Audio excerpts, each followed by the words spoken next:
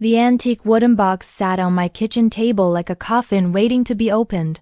Its brass hinges tarnished black with age and its surface carved with symbols I didn't recognize. Grandmother Eleanor had been dead for 3 days, and her lawyer had just delivered this inheritance with a letter that made my hands shake as I read it. My dearest Alex, if you accept what lies within this box, you will carry the same fate as all of us. The choice is yours, but know that ignorance is no longer an option. Your loving grandmother. I'd expected Eleanor's will to leave me her collection of antique jewelry or perhaps her grandmother's china set sentimental items that connected me to a family history I'd always found comfortingly ordinary. Instead, I held a cryptic warning about fate and choice, written in the same careful handwriting that has signed my birthday cards for 26 years. Eleanor Morgan had been the anchor of our family, the keeper of traditions and Sunday dinners who'd held us all together through divorces, deaths, and the ordinary tragedies that scatter families across distances and years. She'd raised me after my parents died in a car accident when I was 12, stepping in with the quiet competence that had defined her entire life. Her death from cancer had been expected but devastating, leaving a hole in my world that felt impossibly vast. But this box, this warning, none of it fit with the practical, no-nonsense woman who taught me to balance checkbooks and change flat tires, who'd been more interested in gardening magazines than family mysteries. Inside the box, beneath layers of yellow tissue paper, were photographs, dozens of them, spanning what looked like 70 years of family history. But these weren't the usual collection of birthday parties and holiday gatherings. These were portraits, formal, almost ritualistic images of family members I recognized from other photos, but taken in settings I'd never seen before. Each photograph was pristine despite its apparent age, as if it had been preserved with meticulous care. And on the back of each one, written in different handwritings but all in the same black ink, was a date. I picked up a photograph of my Uncle Robert, Eleanor's brother, taken in what looked like the 1960s. He was standing in front of an ornate mirror in a room I didn't recognize, his expression serious and somehow expectant. On the back, October 15, 1967. Uncle Robert had died on October 15, 1967, in a boating accident. I'd heard the story countless times at family gatherings. My hands trembling, I picked up another photograph. My cousin Sarah, maybe 20 years old, standing in the same mysterious room with the same ornate mirror behind her. On the back, March 3, 1989. Sarah had died in a house fire on March 3, 1989. She'd been visiting friends in college when the building went up in flames. I went through the photographs one by one, my heart pounding harder with each image. Great Uncle William, killed in a factory accident. The date on his photo matched exactly. Aunt Margaret, who died of a sudden heart attack at 35 again, the date was perfect. My own parents, Thomas and Linda, in a photograph I'd never seen before, both looking directly at the camera with expressions that seemed to carry knowledge of their coming fate. On the back, June 20, 2001. They died in the car accident on June 20, 2001. 15 family members, 15 photographs, 15 exact predictions of death, written on the backs of images that had been taken years, sometimes decades, before the deaths occurred. At the bottom of the box was one final photograph that made my blood run cold. It was recent, so recent I could tell it had been taken in Eleanor's living room just weeks before her death. The subject was me, standing in front of the same ornate mirror that appeared in all the other photos, though I had no memory of ever seeing that mirror or posing for this picture. I looked exactly as I did now, but my expression in the photograph was different, older somehow, weighted with knowledge or responsibility that I couldn't identify. My eyes held a sadness that I didn't remember feeling, as if I were looking at something heartbreaking just outside the camera's frame. On the back of my own photograph, written in Eleanor's careful script, was a date that was still 2 weeks away, November 15, 2024. Tomorrow was November 1st. I had exactly 14 days to figure out what was happening to my family, why we were all apparently destined to die on predetermined dates, and whether the photograph in my hands was a prediction I could somehow avoid or a fate that had already been sealed. But as I sat alone in my kitchen, surrounded by images of my family's carefully documented deaths. I realized that the most terrifying question wasn't whether I could escape my fate, it was whether I wanted to, or whether carrying this knowledge was itself the inheritance Eleanor had been trying to warn me about. I didn't sleep that night. Instead, I spread the photographs across my living room floor and created a timeline of family deaths that stretched from 1952 to 2024, from my great-grandfather's fatal heart attack to my own apparently predetermined demise in 2 weeks. What emerged was a pattern so precise, it felt like looking at an equation written in blood and grief. Every 15 to 20 years, the photographs predicted a cluster of family deaths. Never random accidents or coincidences, but carefully spaced events that seemed to follow some invisible logic. The dates weren't arbitrary either, they fell on significant family anniversaries, birthdays, or dates that held meaning in our family's history.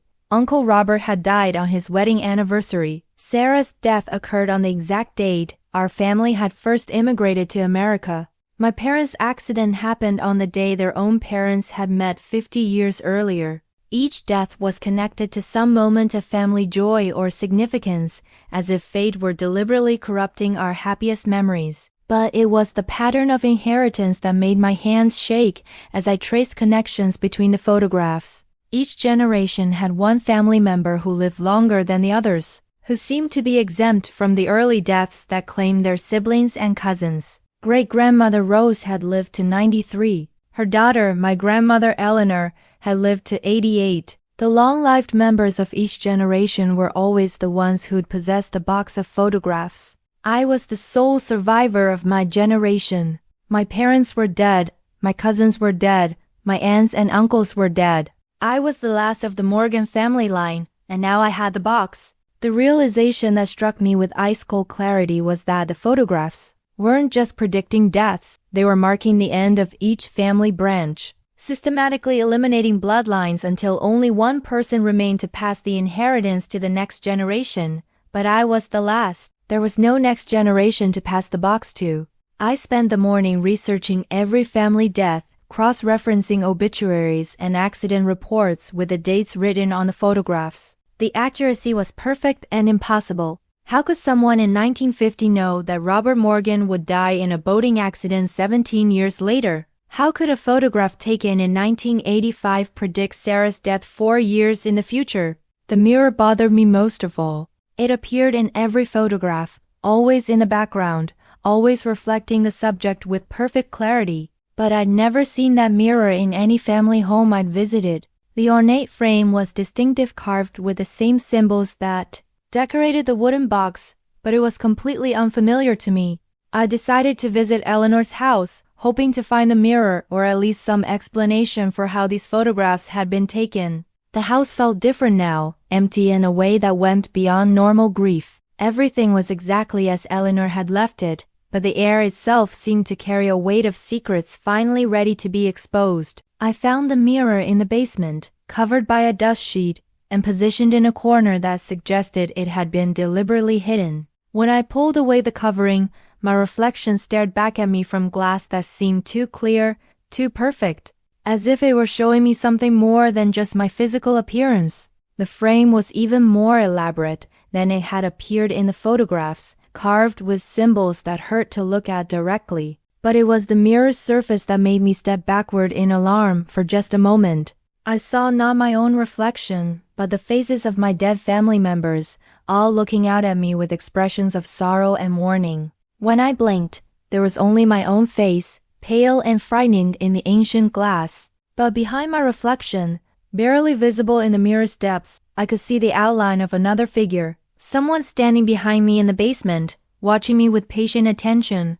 I spun around, but the basement was empty. No one was there but me and the mirror and the weight of family secrets that seemed to press against my chest like a physical force. I took a photograph of myself in the mirror using Eleanor's old Polaroid camera that I found on a nearby shelf. As the image developed, I watched my face appear in the chemical soup of the instant film, but something was wrong with the proportions. The lighting, the way my features seemed to shift as the picture clarified. When the photo finished developing, it showed me standing in front of the mirror, but my expression was the same one I'd worn in the photograph from the box older, sadder, weighted with knowledge I didn't yet possess, and written on the back of the photo, in handwriting that was unmistakably my own, but which I hadn't written, was a date, November 15, 2024.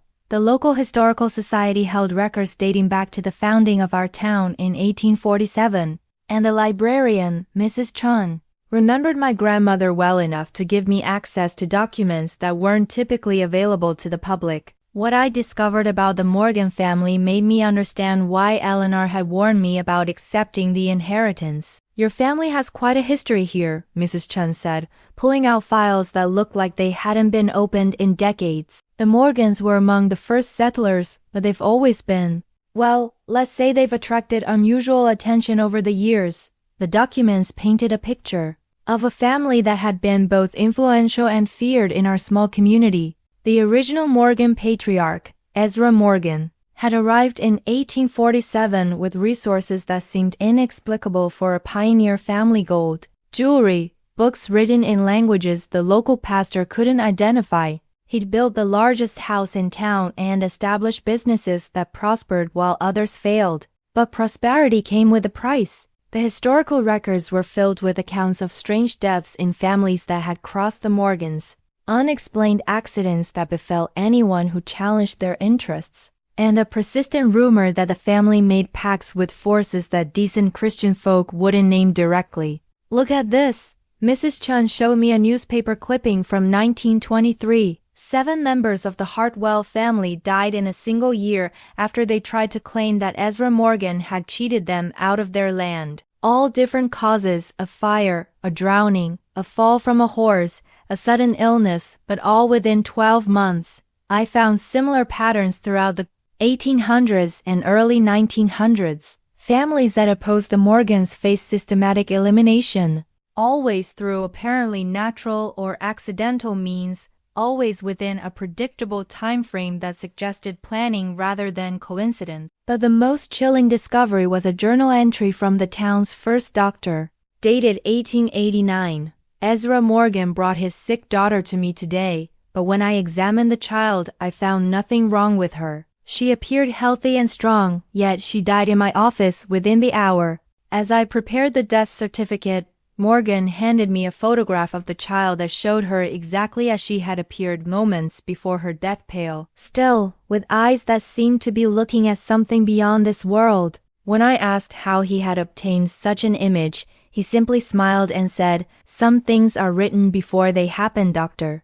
My family has always been good at reading the signs. I found more references to the Morgan family's apparent ability to predict deaths, always accompanied by photographs that seemed to capture the exact moment of passing. Generation after generation, the family had been documented as having an uncanny knowledge of when people would die, not just family members, but anyone who crossed their path. The pattern suggested that what I'd inherited wasn't just a collection of family death predictions. It was evidence of a supernatural ability that had been passed down through Morgan bloodlines for over 150 years. But there was something else in the records that made my hands shake as I read. Multiple accounts described how each generation of Morgans had one family member who lived longer than the others, who seemed to carry the responsibility for the family's strange gift.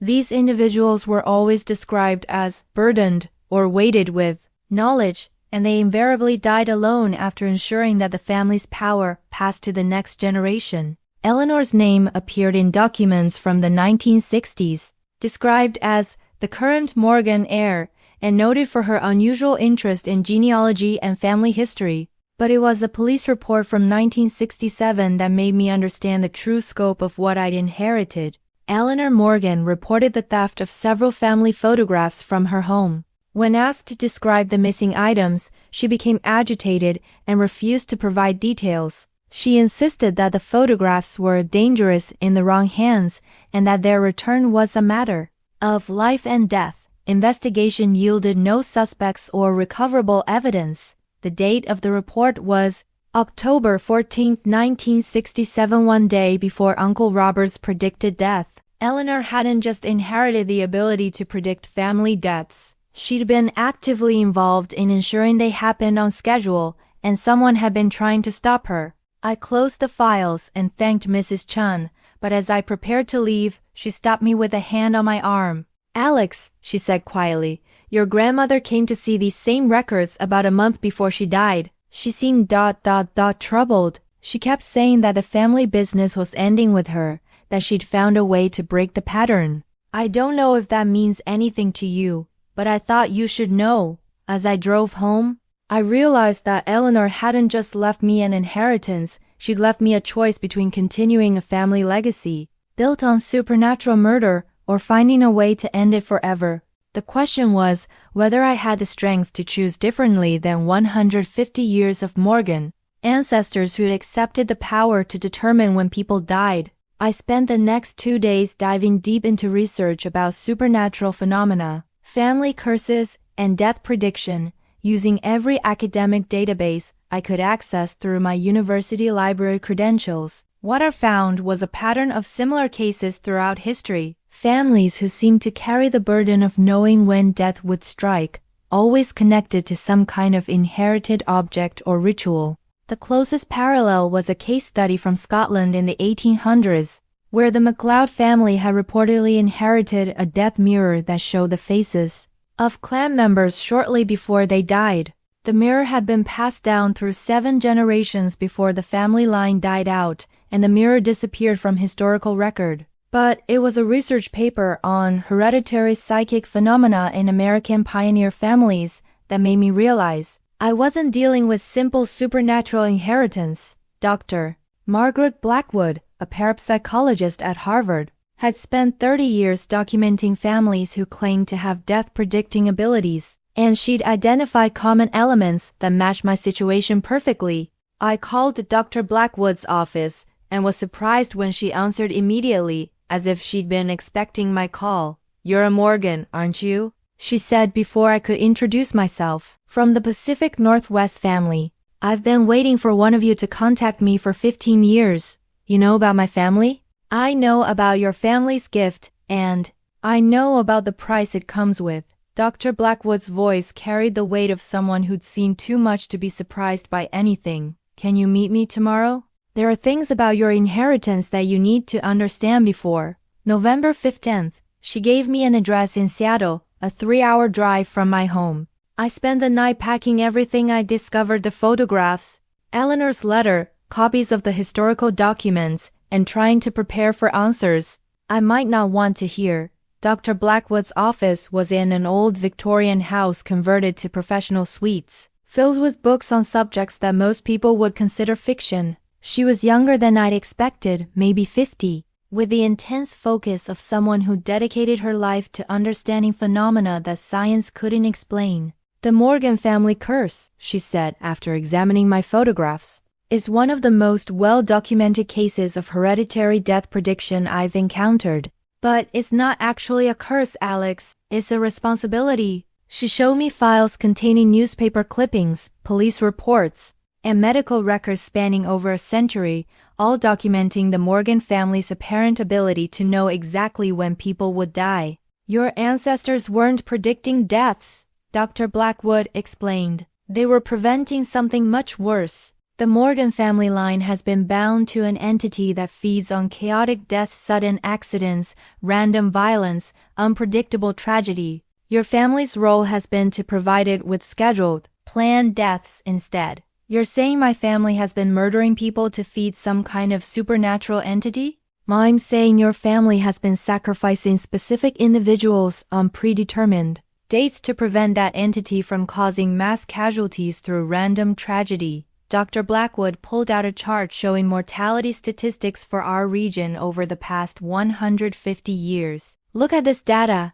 Every time a Morgan heir has died without passing on the responsibility, the region has experienced clusters of unexplained deaths, train accidents, building collapses, disease outbreaks. The entity doesn't go away when your family stops feeding it. It just starts feeding itself." The implications were staggering. My family hadn't been cursed with the ability to predict deaths. We'd been conscripted into a supernatural contract that, required us to choose who died and when, in order to prevent random catastrophic death from claiming hundreds of innocent people. But the photographs only show family members dying, I said. We're not killing strangers. Because Eleanor found a way to satisfy the entity's requirements using only family members. She sacrificed her own bloodline to spare innocent strangers. Dr. Blackwood's expression was filled with respect and sadness. It was an incredible act of selflessness that's probably saved thousands of lives over the decades. And now I'm the last one, which means you have a choice to make. Accept the responsibility and continue the family sacrifice, or refuse and let the entity return to random killing. Dr. Blackwood showed me historical records of what happened when similar families had refused their inherited roles. The Charleston earthquake of 1886, the Galveston hurricane of 1900, the 1918 flu pandemic, all connected to supernatural entities that stopped receiving their scheduled sacrifices and returned to feeding on chaos. I stared at my own photograph, the one that predicted my death in 10 days. What happens if I accept? How do I continue the family tradition when I'm the last family member? That's what your grandmother was trying to figure out when she died. She believed she'd found a way to end the contract permanently, but she died before she could complete the ritual. Dr. Blackwood pulled out one final document, handwritten letter addressed to her from Eleanor, dated just weeks before my grandmother's death. She wanted me to help you understand your options, Alex, but the choice is yours. Sacrifice yourself to end the contract forever, or find someone else to carry the burden. Eleanor's letter to Dr. Blackwood contained information that changed everything I thought I understood about my family's situation. Written in her final weeks, the letter revealed that she spent decades researching the supernatural contract that bound the Morgans, and she discovered something that previous generations had never known: the entity they'd been serving could be destroyed. The Devourer, as Eleanor called it in her letter, is not an immortal force of nature as our family has always believed. It's a parasite that grows stronger through feeding on predetermined death. But parasites can be killed if you can find their source. Dr. Blackwood had been working with Eleanor to trace the origins of the Morgan family's supernatural contract. What they discovered was that Ezra Morgan hadn't made a deal with a cosmic entity. He'd been infected by something much smaller and more vulnerable. In 1847, Ezra discovered what he thought was a Native American burial ground on his newly claimed land. Dr. Blackwood explained, showing me photographs of archaeological reports from the 1970s. But it wasn't a burial ground. It was a containment site. The documents detailed how local tribes had worked together to imprison something they called the Hunger That Walks, an entity that fed on the life force of dying humans. The containment had worked for generations, until Ezra Morgan's greed led him to excavate the site looking for valuable artifacts. He found the mirror, I said, understanding flooding through me. He found the mirror, and when he looked into it, the entity found a new host. The Morgan family line has been carrying this parasite for 177 years, believing they were serving a cosmic force when they were actually just feeding a supernatural infection. Eleanor's letter detailed her discovery of the original containment site, which still existed beneath what was now the Morgan family cemetery. The tribal shamans who'd originally imprisoned the entity had left detailed instructions carved in stone, including a ritual for permanent destruction. But the ritual requires the willing sacrifice of the host bloodline, Dr. Blackwood said quietly. Eleanor was preparing to complete it when she died. The question is whether you're willing to finish what she started. I spent the afternoon at the Morgan family cemetery, using Eleanor's handwritten map to locate the original containment site. Hidden beneath an innocuous grave marker was a stone staircase leading to an underground chamber that felt older than anything I'd ever experienced. The chamber was exactly as Eleanor had described it, circular stone walls covered with carved symbols that seemed to move in my peripheral vision. And in the center, a raised platform where the mirror had originally been housed. But the mirror wasn't there anymore. It was in Eleanor's basement, where it had been feeding on Morgan family deaths for almost 2 centuries.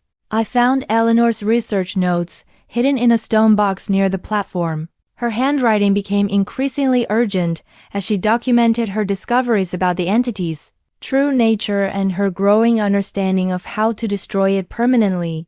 The mirror doesn't predict deaths, she'd written. It causes them. The entity shows us images of family members at the moment of their death because it's planning those deaths, using the mirror as a window to feed on their life force. We've never been predicting the future, we've been witnessing murder. The final entry in Eleanor's notes was dated 3 days before her death. I understand now why the ritual requires the willing sacrifice of the host bloodline. The entity has become so intertwined with the Morgan genetic line that destroying it will kill every Morgan descendant simultaneously. But if we don't complete the ritual, it will eventually grow strong enough to break free of its dependence on scheduled feeding and return to random killing on a massive scale. The choice is clear: sacrifice one family to save thousands of innocent lives. But Eleanor had discovered something else, something that gave me hope even as it terrified me. The ritual could be modified if the host bloodline produced a child before completing the sacrifice.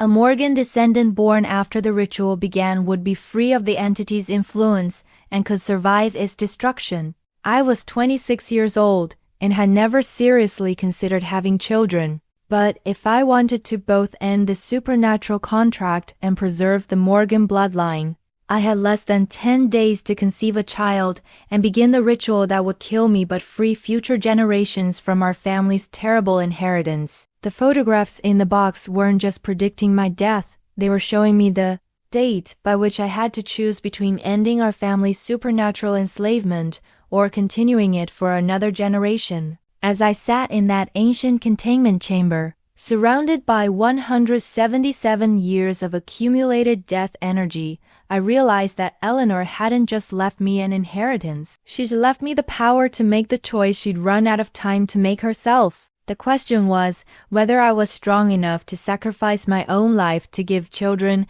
I didn't yet have a chance to live freely. I returned from the cemetery to find my house ransacked. Every drawer had been opened, every closet searched, and the box of photographs was gone. But whoever had taken it hadn't found what they were really looking for, because I'd hidden Eleanor's original research notes in my car before visiting Dr. Blackwood. The break-in wasn't random. Someone knew about the Morgan family's supernatural contract, and they were trying to prevent me from completing Eleanor's work. The question was whether they wanted to preserve the arrangement or destroy it for their own purposes. I called Dr. Blackwood to report the theft, but her phone went straight to voicemail. When I drove to her Seattle office, I found it empty and clearly abandoned in hastebooks scattered across the floor, filing cabinets left open, her computer missing from her desk. A note was pinned to her office door. Alex Morgan, they know about Eleanor's plan. The photographs aren't the only family with a death contract.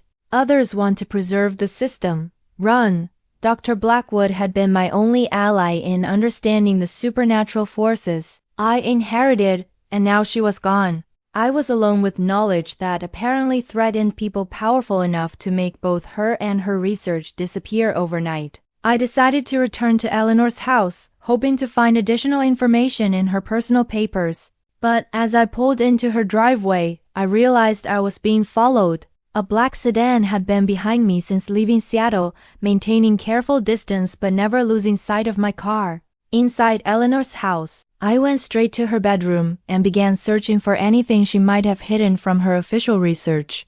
In her jewelry box, behind a false back that I discovered by accident, I found a second set of photographs that made my hands shake. These images showed people I didn't recognize, men and women in formal clothing, standing in front of mirrors similar to the Morgan family mirror, but with different carved symbols. On the back of each photograph were names, dates, and what looked like organizational affiliations. Henderson Family Trust, Blackwater Industrial, Morrison Holdings. Eleanor had discovered that the Morgan family wasn't the only bloodline bound to supernatural death contracts. There were dozens of families, all maintaining similar arrangements, all feeding entities that require scheduled sacrifices to prevent random catastrophic death. But according to Eleanor's hidden notes, these families had formed a secret society dedicated to preserving the supernatural contracts indefinitely. They called themselves the Covenant, and they viewed Eleanor's plan to break the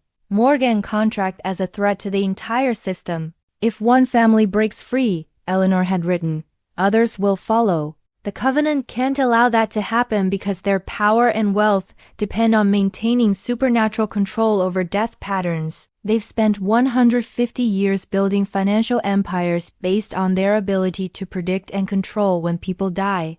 I heard footsteps on the porch and realized my pursuers had found me. Through the bedroom window, I could see 3 people approaching the house, 2 men and a woman, all dressed in expensive suits and carrying briefcases that probably contained more than business documents. I grabbed Eleanor's hidden research and climbed out the bedroom window, dropping into the backyard garden where Eleanor has spent so many peaceful hours tending her roses. The irony wasn't lost on me that I was fleeing through the same space where she found solace while researching how to destroy the supernatural entity that had controlled our family for generations. My car was blocked, but Eleanor's old pickup truck was parked behind the garage. I'd helped her with yard work enough times to know she kept spare keys hidden in a magnetic box under the driver's side wheel well. As I drove away, I could see the 3 Covenant representatives entering Eleanor's house through the front door. They weren't trying to hide their presence anymore,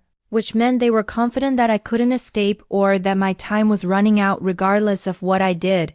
I had 8 days until November 15th, and now I understood that my death wasn't just about completing a family contract. It was about preventing other supernatural bloodlines from losing their power over death itself. The Covenant has spent decades building wealth and influence based on their ability to predict and control mortality. If the Morgan family broke free from their supernatural contract, it would prove that other families could do the same, potentially destroying a system that had made these people incredibly powerful. They would do anything to prevent Eleanor's ritual from being completed, which meant I had to find a way to perform the ceremony without them stopping me. But first, I needed to find Dr. Blackwood and determine if she was still alive to help me understand exactly what Eleanor had planned before the Covenant silenced her forever. I found Dr. Blackwood 3 days later in a psychiatric hospital 40 miles outside Seattle, officially committed for delusional episodes and paranoid behavior by relatives.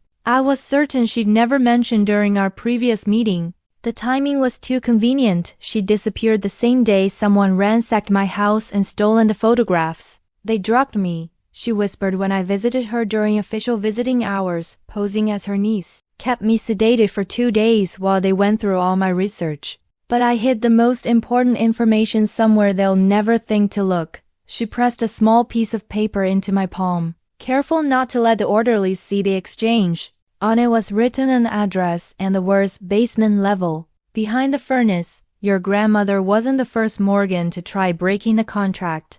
Dr. Blackwood continued, speaking in the careful monotone of someone who learned that enthusiastic conversation was interpreted as mania. 3 previous generations attempted the ritual, but the Covenant stopped them each time. The address led me to an abandoned warehouse in an industrial district that looked like it hadn't seen legitimate business in decades. But the basement revealed a different story entirely, a hidden research facility containing documents and artifacts that stretched back to the original supernatural contracts. What I found there rewrote everything I thought I knew about my family's situation.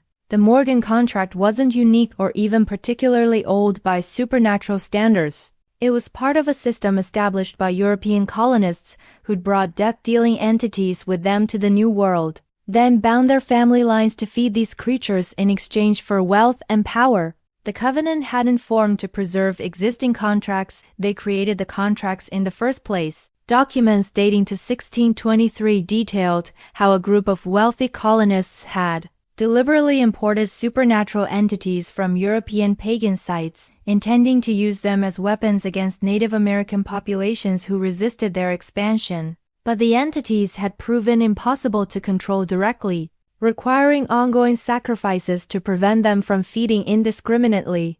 The original Covenant members bound their own bloodlines to the entities they summoned.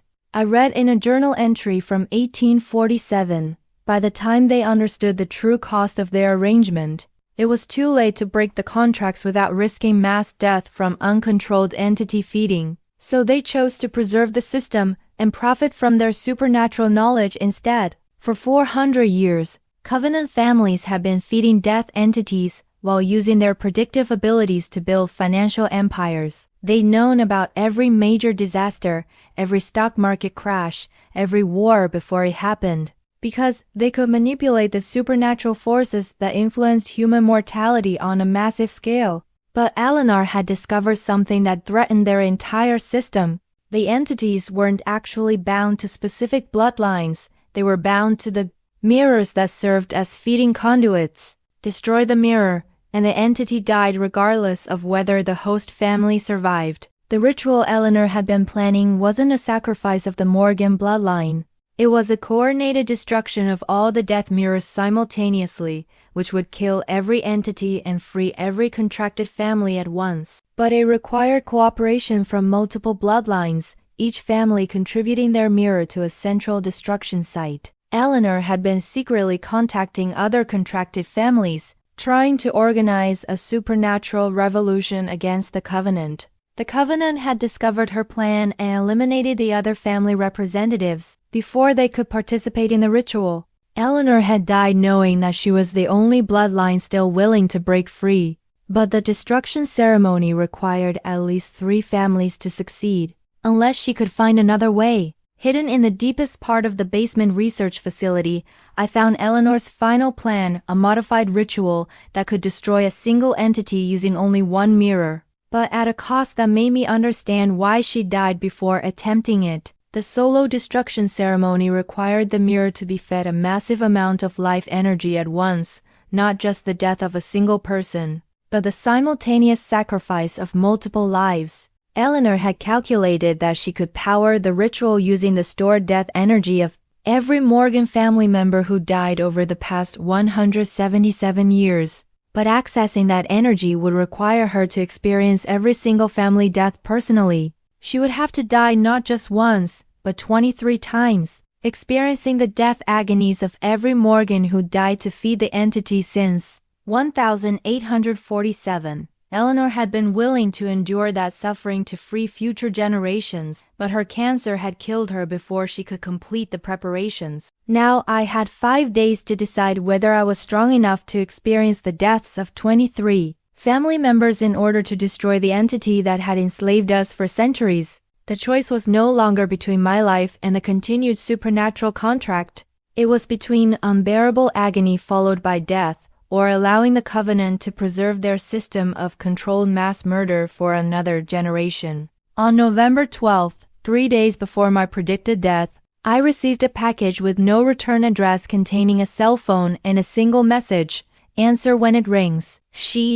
The phone rang at midnight, and when I answered, I heard Eleanor's voice as clearly as if she were sitting beside me. "Hello, Alex. I'm sorry I had to let you discover so much on your own, but I needed you to understand the truth gradually. Sudden knowledge of what we really are would have driven you insane, Grandma, but you're dead. I was at your funeral. Death is more complicated for our family than it is for most people." Eleanor's voice carried the same warmth I remembered from childhood, but underneath it was something vast and ancient that made my skin crawl. The entity that's been feeding on Morgan deaths for 177 years.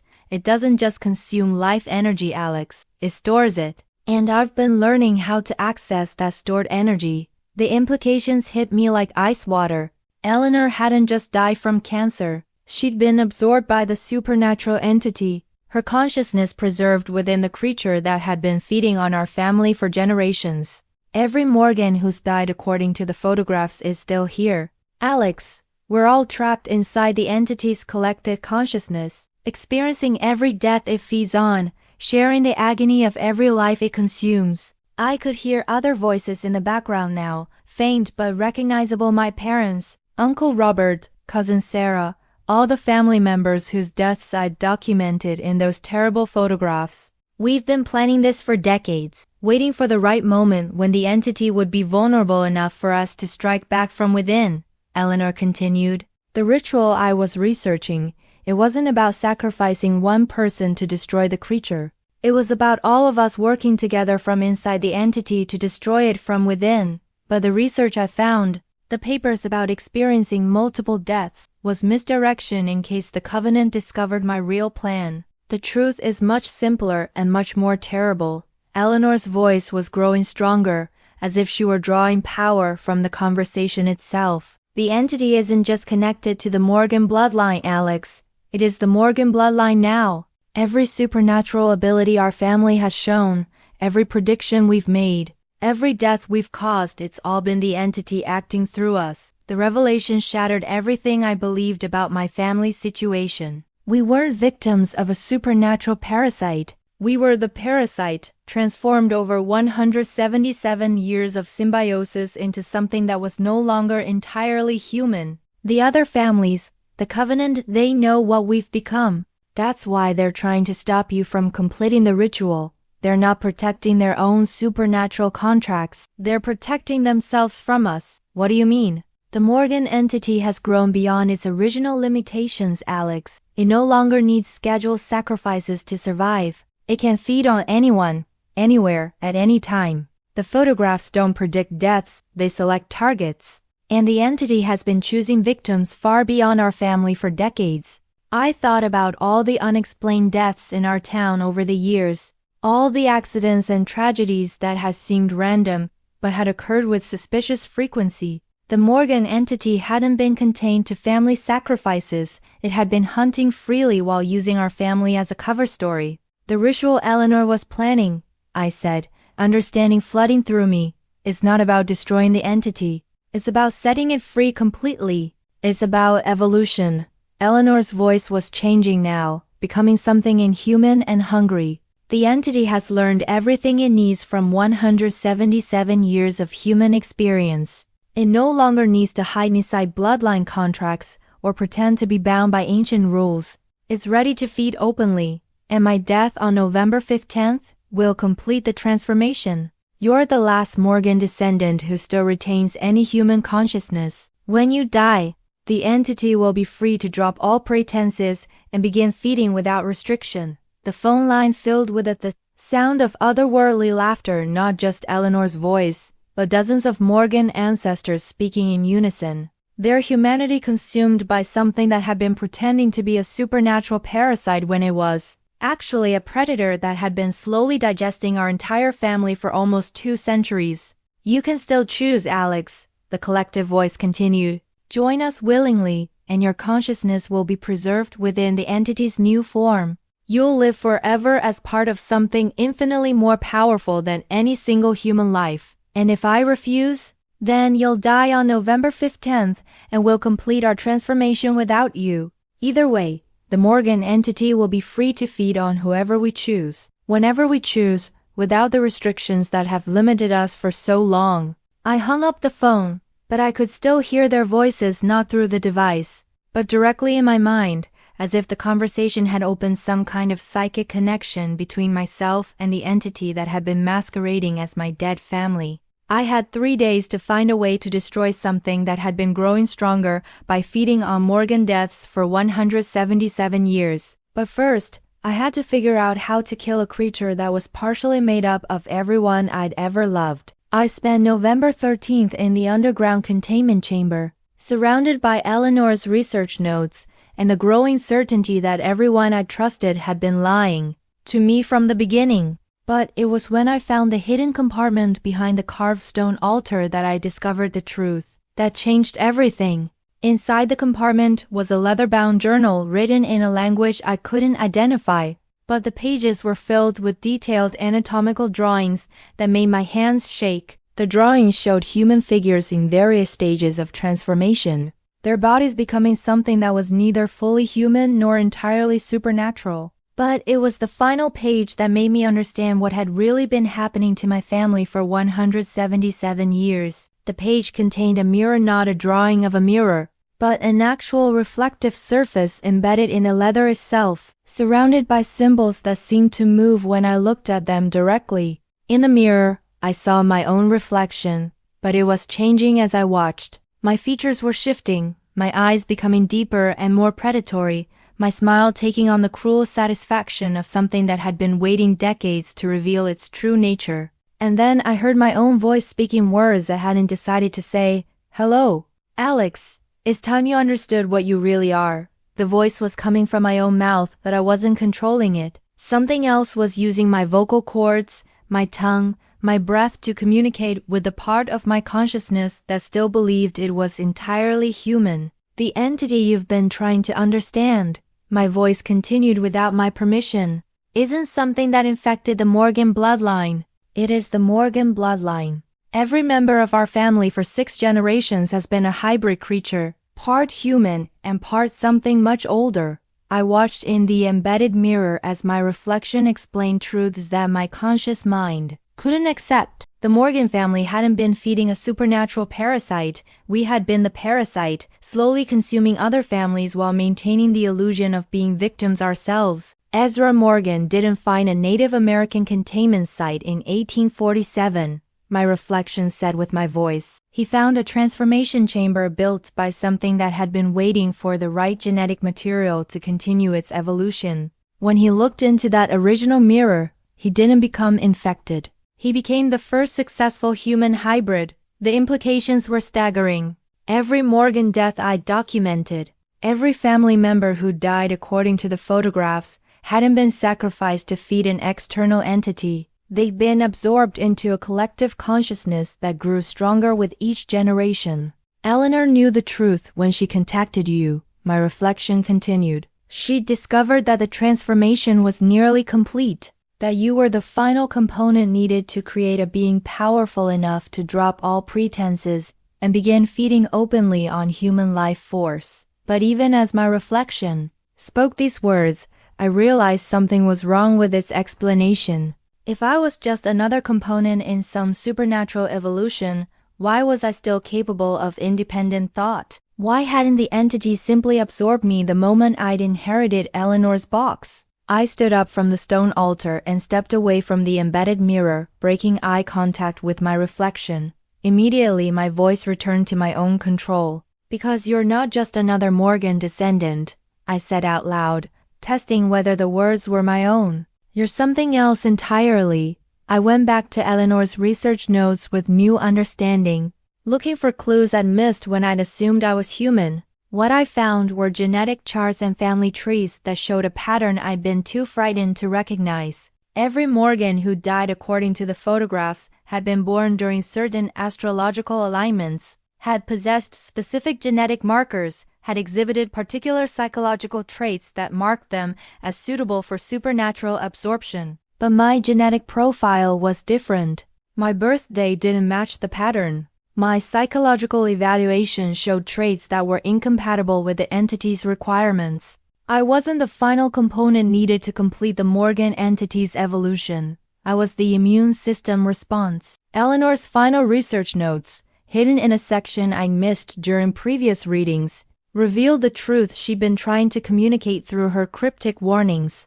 The original Native American containment site hadn't just been designed to imprison a supernatural entity, it had been designed to create a biological weapon capable of destroying it. The Morgan bloodline was never meant to serve the entity, Eleanor had written in her final entry. We were created to kill it. Each generation has produced children who were more resistant to supernatural influence, building toward a descendant who would be completely immune to the entity's control. Alex is that descendant. The final Morgan, genetically designed to destroy what our family accidentally became. My reflection in the embedded mirror was no longer changing. It showed me exactly as I was, not a supernatural hybrid, but something much rarer and more dangerous to creatures like the Morgan entity. I was the cure for 177 years of supernatural infection, and on November 15th, the entity would try to absorb me just like it had absorbed every other Morgan descendant. But instead of gaining power from my death, it would be destroyed by attempting to digest something specifically created to be toxic to its existence. The choice Eleanor had given me wasn't between life and death. It was between allowing the Morgan entity to continue its evolution by avoiding me, or ensuring its destruction by letting it try to consume the one thing that could kill it. November 15th arrived with a kind of crystalline autumn morning that made death seem impossible. But I could feel the supernatural entity's hunger growing stronger with each passing hour. The voices of absorbed Morgan ancestors whispered constantly in my mind now, trying to convince me to flee, to hide. to do anything except fulfill the genetic purpose I'd been bred for across 6 generations. I returned to the underground containment chamber as the sun reached its zenith, carrying the embedded mirror journal and Eleanor's final research notes.